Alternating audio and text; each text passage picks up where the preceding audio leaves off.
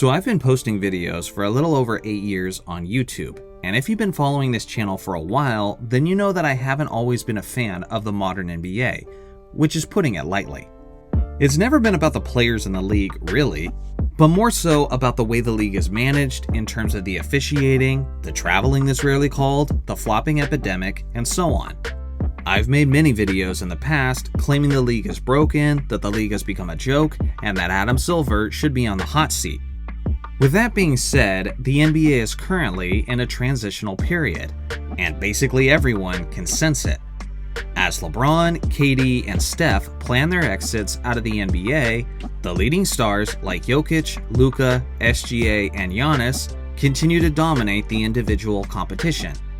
A guy like Victor Wembanyama is quickly becoming the face of the modern NBA, and hell has officially frozen over because the New York Knicks are NBA champions.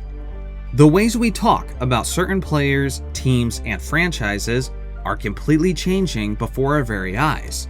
And some things that we were once in fear of losing have somehow managed to stick around, like the Inside the NBA crew, for example. I mean, heck, even the NBA on NBC somehow made a comeback. And thankfully, we have one Michael Jordan conversation that we can cut into 1,000 parts to last us for the next 100 years. Even the general vibe around the league seems to be shifting. Instead of a divided fandom bickering constantly throughout the playoffs, both old fans and new fans were in unison, celebrating the intense competition of this postseason. And it translated to some of the highest ratings we've ever seen in the history of the NBA Finals. Although those numbers may have been a little bit boosted by the new way of tracking the ratings. But that's a conversation for another day. So if someone was to ask me my opinion on the state of the NBA today, honestly, I would tell them that this is the most enthusiastic I've been about the league in years, and that I'm generally pretty happy about its development. The league is insanely rich with talent thanks to all the countries bringing their best. The current parity is keeping things very interesting, and when the playoffs roll around, they're letting them play, as physical defense has reestablished itself as a necessity in order to win a championship. Sure, the league isn't without its flaws, and some of them are major, like all the local blackout games and the various streaming sites that's making it more and more difficult for people to enjoy watching the sport.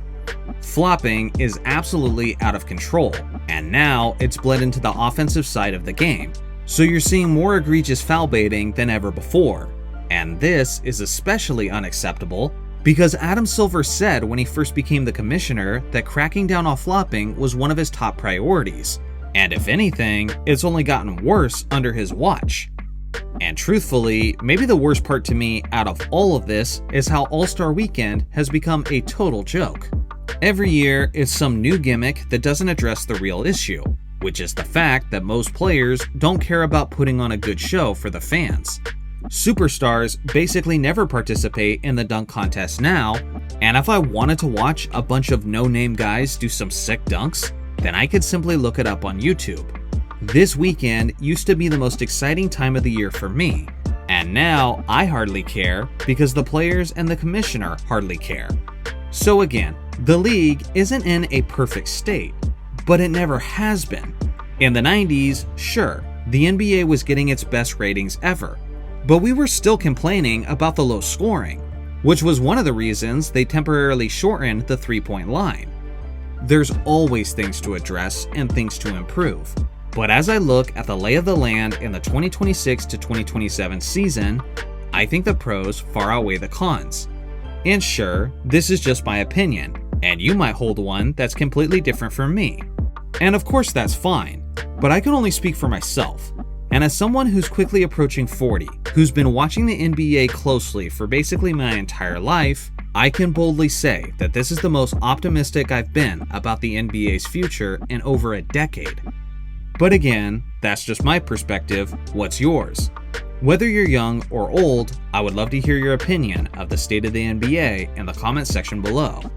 Shout out to the members for supporting the channel, and thanks for watching as always. Make sure to like and subscribe for more basketball content, and I'll see you guys in the next video.